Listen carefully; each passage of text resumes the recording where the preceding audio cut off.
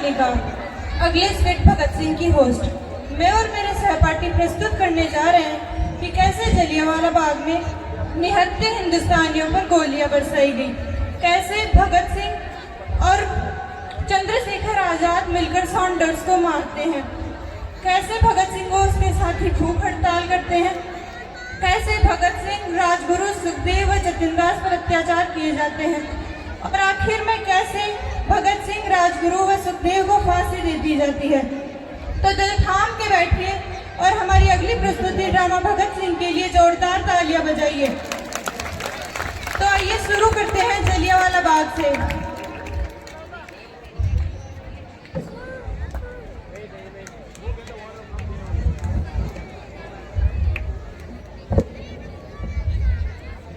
अंग्रेजों द्वारा लाया कानून रोलेट एक्ट एक काला कानून है, जिसके तहत अंग्रेज बिना मुकदमा चलाए किसी पर भी कार्रवाई कर सकते हैं और किसी को भी गिरफ्तार कर जेल में डाल सकते हैं।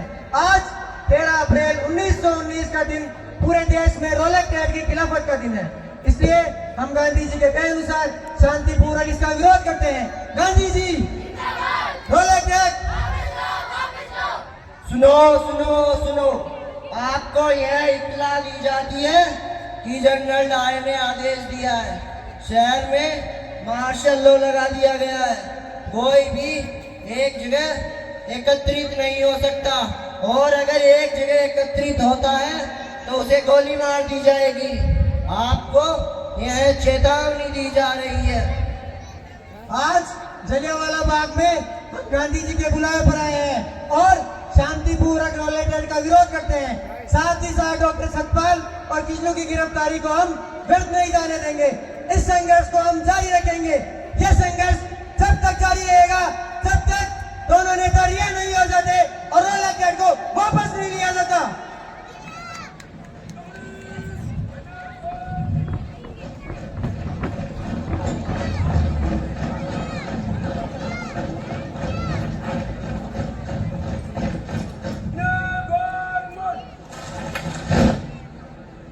हम इन लोगों से डरने वाले लोग नहीं है, डरने की कोई जरूरत नहीं है। हम शांतिपूर्वक रोलेट एक्ट का विरोध करते हैं। सर, पहले इन्हें वार्निंग देनी चाहिए। No warning, no meeting.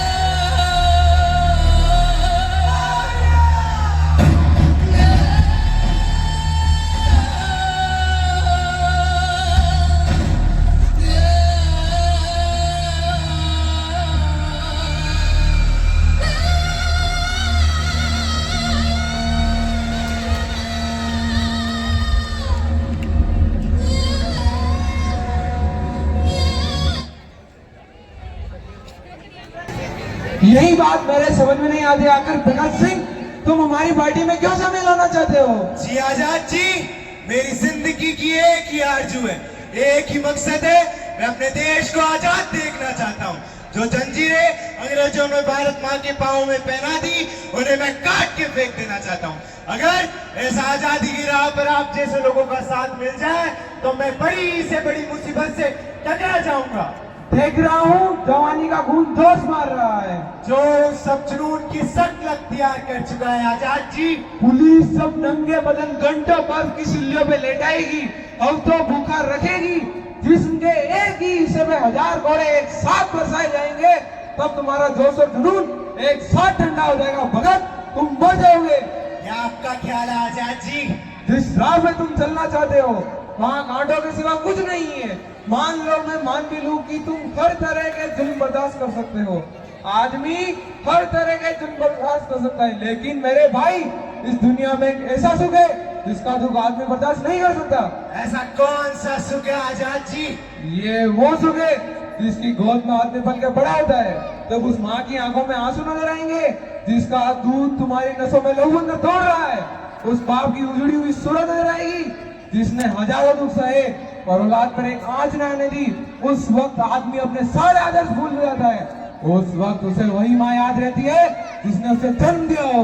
Azad ji, कुछ माँ बाप ऐसे भी होते हैं जो अपनी ममता की बेड़ियां पाँव में रखकर और छत्रपति शिवाजी महाराज की माता जीजाबाई को कौन नहीं जानता, जिन्होंने देश की रक्षा के लिए अपने